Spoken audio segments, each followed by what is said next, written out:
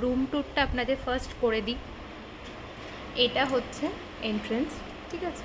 এখানে একটা ছোট্ট টিভি ক্যাবিনেট আছে, খুবই সুন্দর। আর এখানে একটা লিভিং এরিয়া,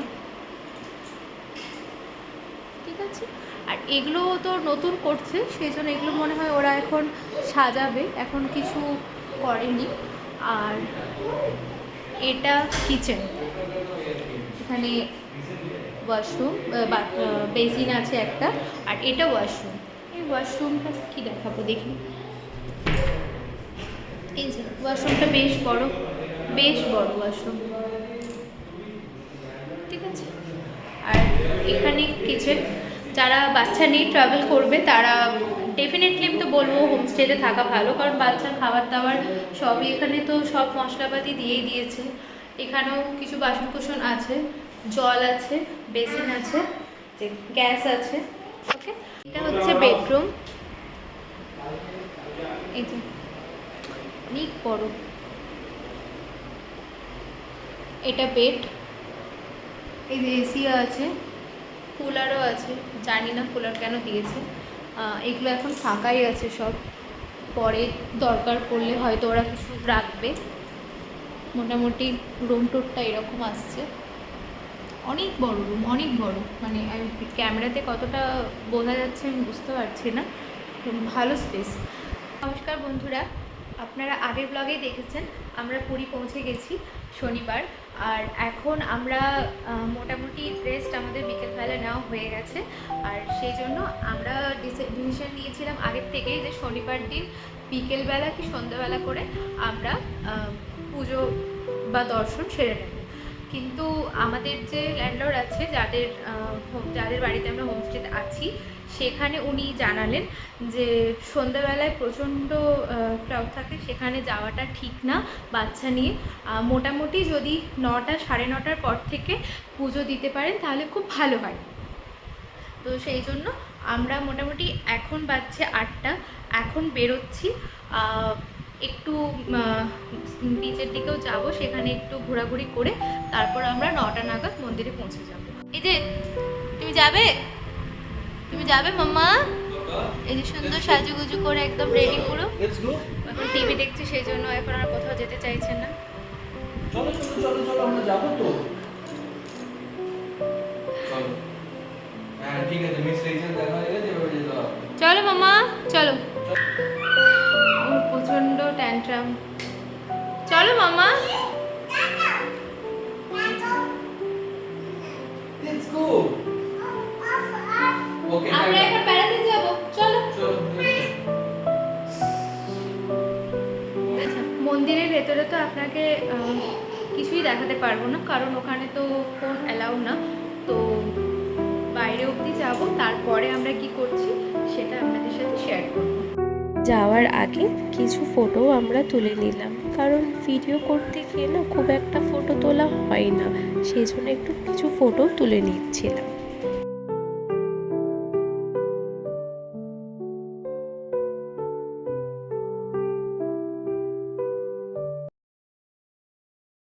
আচ্ছা, আরেকটা ইনফরমেশন, আমি যেখানে আছি সেখানে আমাদের যে ল্যান্ডলর্ড আছে উনি আমাদেরকে একটা স্কুটি দিয়ে দিয়েছেন।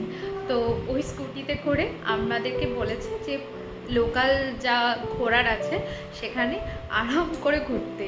তো আমরা এখন স্কুটিতেই বেরোবো।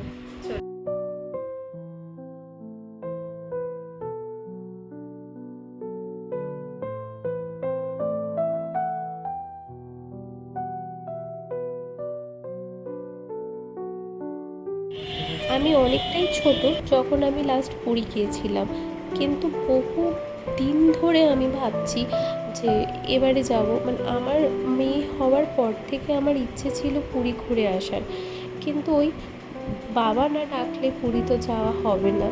তো সেই ভেবে আমরা তো অনেকবার আগের ব্লগে বললাম যে আমরা টিকিট ক্যান্সেল করেছি, কিন্তু এবারে দেখুন সত্যি সত্যি বাবা ডাক দিল, আর আমরাও চলে এলাম বাবার কাছে।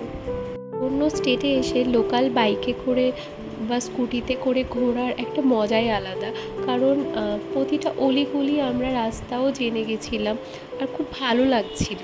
রাত 9:12, আমরা এখন গোল্ডেন বিচের সামনে এসে দাঁড়িয়ে আছি। এখানে বেশিক্ষণ থাকবো না, আমরা এবারে টেম্পলের দিকে যাব।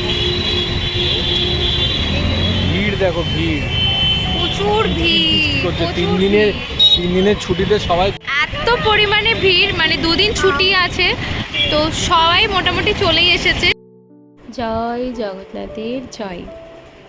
তাই বলে পুরীতে এসে জগন্নাথ দেবের দর্শন না করলে পুরীতে এসে 16 কলা পূর্ণ হয় না। 9:30টার সময় আমরা মন্দিরে পৌঁছালাম। মন্দিরে পৌঁছানোর সময় আমরা অনেকটাই ভিড়টা কম দেখতে পেয়েছি তুলনামূলক সকালে যে ভিড়টা হয়। আমরা পান্ডা ছাড়াই মন্দিরে প্রবেশ করেছিলাম, কারণ আমরা মনে করিনি যে পান্ডা নেওয়াটা খুব দরকার। পান্ডা ছাড়া আমরা সুন্দরভাবে গর্ভগৃহে আমরা দর্শন করেছি, আমরা প্রদীপ জ্বালিয়েছি। সবথেকে বড় কথা হচ্ছে পান্ডারা একটা যে পরিমাণে টাকার অঙ্কটা চেয়ে বসে, আমার মনে হয় না সেটা দেওয়া দরকার। তো সেটা আপনারা যদি চান স্কিপ করতে, সেটা করতেই পারবেন। আপনারা নিজেরাও সুন্দর করে পুজো দিয়ে আসতে পারেন। আমরা এত ভালো দর্শন পেয়েছি, মনে হলো পুরী আসাটা আমাদের সার্থক হয়েছে। ওখানে মন্দিরের ভেতরে লক্ষ্মী মাতা আছে। আমরা ওখানে ভেতরে গিয়ে যখন মায়ের দর্শন করলাম, মনে হলো মা স্বয়ং ওখানে বসে আছে। মন্দিরে অফিসে আপনারা চাইলে মহাভোগের প্রসাদও আপনারা ওখান থেকে নিয়ে আসতে পারেন। মন্দিরে ঢোকার আগে আপনারা তো মোবাইল ফোন বা জুতো সেগুলো আপনারা রেখে দিতে হবে, সেটা তো ফ্রি। কিন্তু মন্দিরের ঠিক বাইরে কিছু দোকান আছে, সেখানেও কিন্তু আপনারা এগুলো রাখতে পারেন। ওরা 30 টাকা করে নেয়, সেটা আপনাদের সুবিধার্থে আপনারা করতেই পারেন। এটা আমাদের রাত্রের থালি। বলতে পারো বাবার প্রসাদ। এটা বলা যেতে পারে বাবার প্রসাদই। মানে রাত 11টার সময় সব দোকানই বন্ধ, এই দোকানে একটু খাবার পাওয়া গেছে। এটাই সেই ভিআইপি রোড, যে রাস্তাটার ওপর দিয়ে বাবা জগন্নাথ তার মাসির বাড়ি যান রথযাত্রার সময়।